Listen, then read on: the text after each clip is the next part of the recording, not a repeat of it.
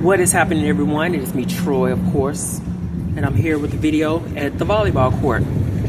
I'm not going to be playing volleyball, but by next week, hopefully I will have my feet dipped into some sand by an ocean. Anyway, it's been a while since I've talked to you guys, and you know, it's just the same old thing with me. I wish I could be here more frequently like some people, but that's just not the case anymore.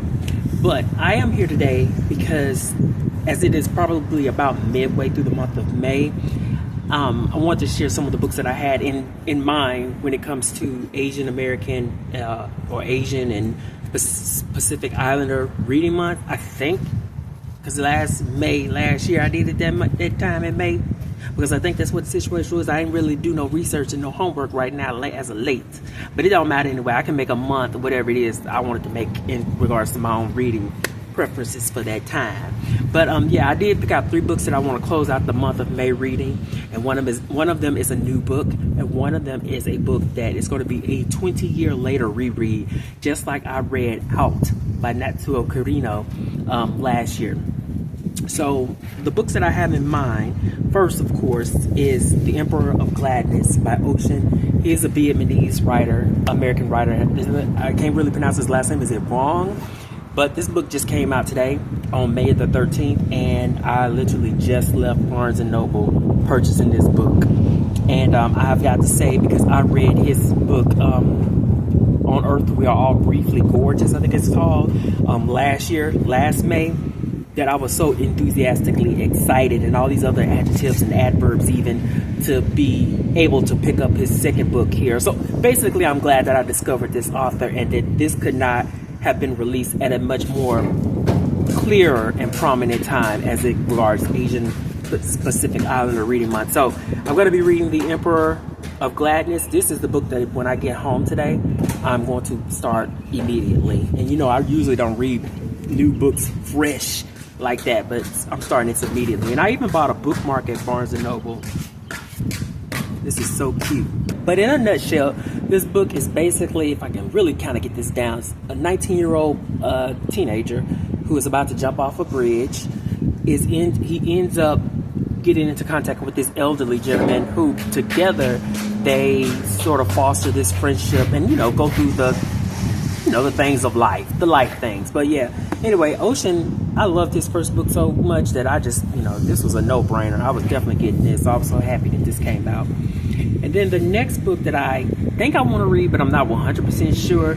I don't really picked it up because of LGBTQ, which they both are, but, Asian author is The Emperor, once again with Emperors, The Emperor and the Endless Palace by Justinian. Huang, once again, don't mind me. Oh, I gotta show a picture of,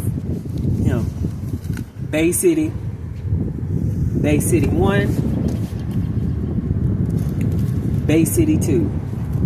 But basically, this is a book where it kind of chronicles the story of 2 men falling in love in 3 different timelines, 3 different past lives, and just kind of how they reconnect throughout each, from the ancient China to the present day Los Angeles. But I'm really kind of leery on the Los Angeles present tense part. I'm not sure if I really want to get into that, because when it comes to like LGBTQ books that takes place in Los Angeles, there is that, like what we're gonna be doing, drugs and partying all the time. I don't really want to get into all that, honestly. I want to read about the Asian LGBTQ people who are in the Smoky Mountains at this point.